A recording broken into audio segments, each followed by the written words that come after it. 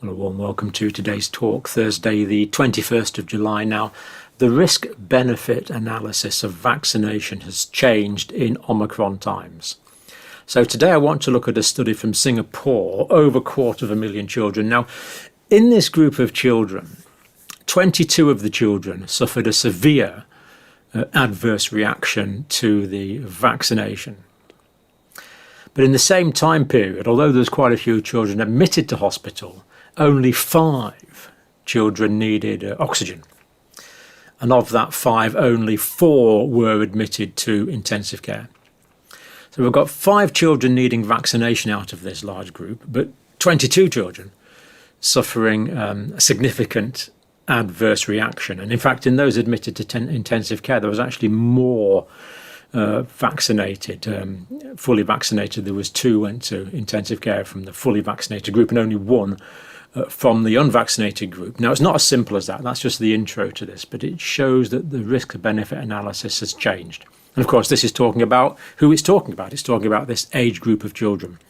So let's dive straight into this now. Now, this is from the New England Journal of Medicine, so that's all absolutely fine. Pfizer vaccine. Published 20th of July, so published yesterday. So you can't say we're not up to date on this channel. Data on real-world effectiveness of vaccine against Omicron in children is what they're looking at. January, so it's bang in the middle of the Omicron period of time. Now, this is part of the problem. So much of the evidence that we have is in previous waves. We're now in Omicron times. Things have changed. And we need to move with the times to keep up to date with the evidence of the time. Some policies you might think are a little behind the times. So this is the time period we're looking at. Now, 5 to 11-year-old children, just over 250,000 of them. Now, of that group, 67% fully vaccinated. There's the real numbers there, 173,000 fully vaccinated. Partially vaccinated, 12%, unvaccinated, 20.3%. Now, what this means is there's a very good sample. These are very good numbers. Now, this is all real data from the Singapore authorities. Very good at collecting data in Singapore. Very, very good at it. All anonymized. And so we have basically the full data set to analyze. This is very good quality data that we are looking at. So they're the unvaccinated, right?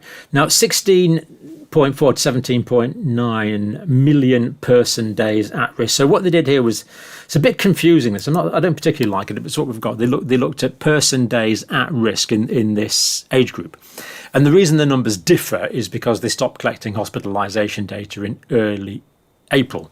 So the numbers are slightly different, but it's not enough to worry about. So we'll just look at the numbers as we're giving them directly in the paper. But it does mean the infection data, the data and hospitalization data is based on slightly different numbers, but that doesn't matter too much. Now, during this period of time, they had 53,000 infections, just over 5,000 confirmed with PCR, and 288 hospitalizations. Now, no one is trying to minimize 288 hospitalizations in these group of children. It's a lot, but remember, only 5 needed oxygen. So a lot are being admitted on a precautionary basis, and we do this with children. We admit children much more readily than adults. At least I've always tended to do that, because we just don't take any chances with children. We're very, very careful with children.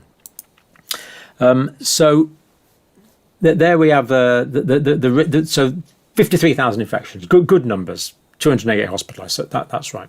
So amongst the hospitalised children, 5 received supplementary oxygen. Very small number, 4 of whom were admitted to intensive care.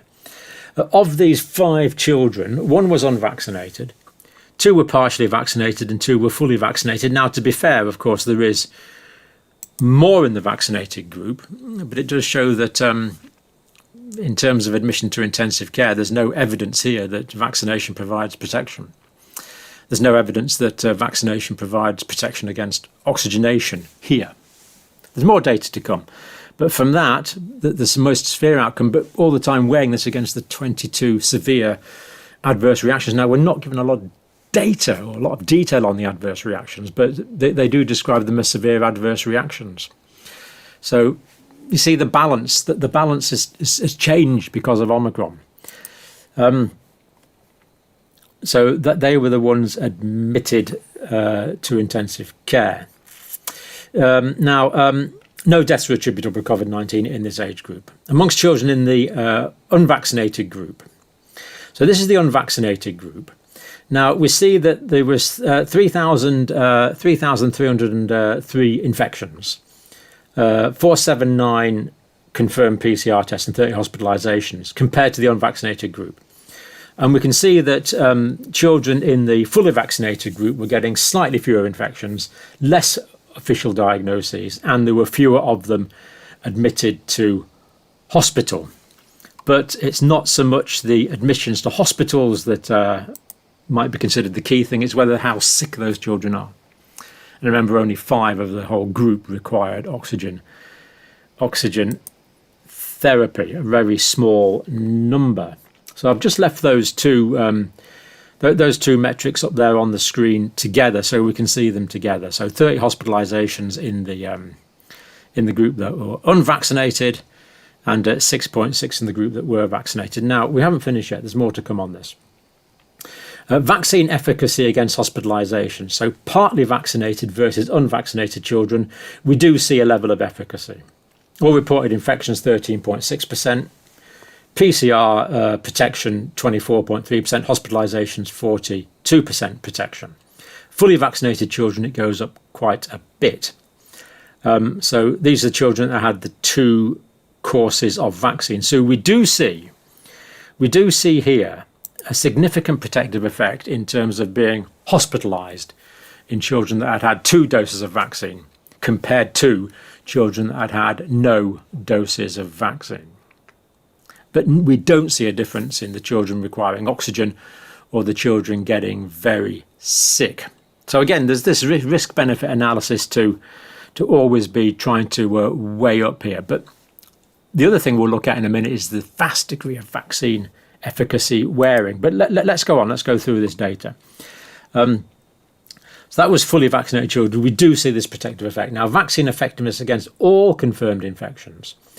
Fully vaccinated versus unvaccinated group at times after the 2nd dose. So now we're comparing infections with fully vaccinated versus unvaccinated.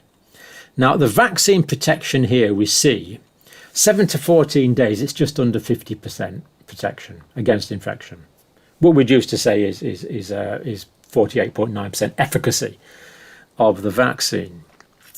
15 to 29 days already, even after just over 2 weeks, down to 37.6% protection against infection. 30 to 59 days, not a long period of time, 28.5%, down to just over a quarter, 25.6% after 60 days. And now that is all the data that we're given. So what we see here is even when the vaccine was at its most effective, we've got under a 50% efficacy. And of course, at the very start of this, the WHO and all the experts were saying that if a vaccine was going to be any good, it would have to give us a 50% efficacy. And here we see it's simply not. And that's deteriorating rapidly over time. So the protection against infection is deteriorating rapidly over time. And we can't, realistically, how can we continue vaccinating children on this sort of time scale? So very rapid reduction in vaccine efficacy. Now the conclusions, this is direct from the paper. During a period when the Omicron variant was predominant, Pfizer vaccine reduced the risk of SARS coronavirus 2 infection and COVID-19 related hospitalizations amongst children 5 to 11 years of age. True, but it didn't reduce their chances of needing oxygen or their chances of being admitted to intensive care. There was no evidence for that, which is the most concerning outcomes, of course. These findings suggest greater vaccine efficacy against higher levels of disease severity. So they are saying, let's be clear, that they are saying that the vaccine is providing some protection against higher levels of disease severity. They are saying that, but they don't appear to give data, because there was only 5 children needing oxygenation, appear to give data to support that. So, but I'm not being cynical about these researchers. These are experts. It's a peer-reviewed paper. So there will be some reasons as to why they're saying that. The results of this study provide insight to enable decision makers to weigh the risk and the benefit against the potential risk. So the researchers are saying that this data here should be used, and I would agree with this data here should be used by decision makers to weigh up the risk-benefit analysis to decide if we should be vaccinating 5 to 11-year-olds. Just to finish off, though, I'm on the wrong one. There we go. So we need to weigh that up. In Singapore, as I've said, 22 serious adverse events. That's 0.005% of all doses administered. That's let's cut to the quick here. It's 5 in 100,000.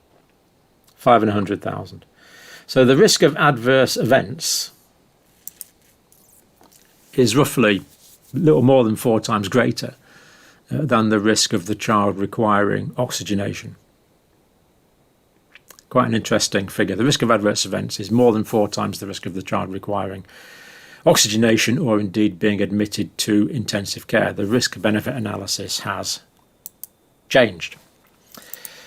So just to finish off, that's the actual slot there. So you can look at the reference yourself. The reference is, of course, given in the paper. So people are always asking me, should I get the vaccine? Should I vaccinate my child? Of course, I don't know you. I don't give medical advice. I can't possibly advise you on that. But here's a paper. Look at it yourself. See if I've got this right. See if I've misinterpreted anything. But this is the way I read that paper. The risk-benefit analysis has dramatically changed.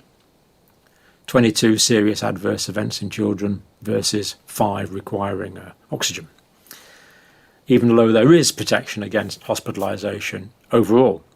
So they're the sort of numbers that parents can bear in mind. Policymakers, I think, really need to start reading this paper. Perhaps certain countries could be mentioned, maybe on the other side of the Atlantic from where I live, that are advocating strongly vaccinating in this age group of children and even younger children. Let's hope the policymakers are completely up to date with this data. And thank you for watching, of course. I think I'll just say something else before I finish. There's lots of things in the comments, people pretending to be me, giving you a text number. I won't give you a text number. Offering greater enlightenment. I certainly don't offer any enlightenment, that's for sure. And asking for money, which I will never do. So if there's not a tick by the side of my picture, it's not from me. Ignore it. And anything to do with cryptocurrencies is nothing to do with me. It's just a pity the way spammers take over these things. So bear in mind, I won't put text numbers. I won't offer you greater personal enlightenment. I will not ask you, certainly in the comments, never ask you for money. It's not me. So there we go, and thank you for watching.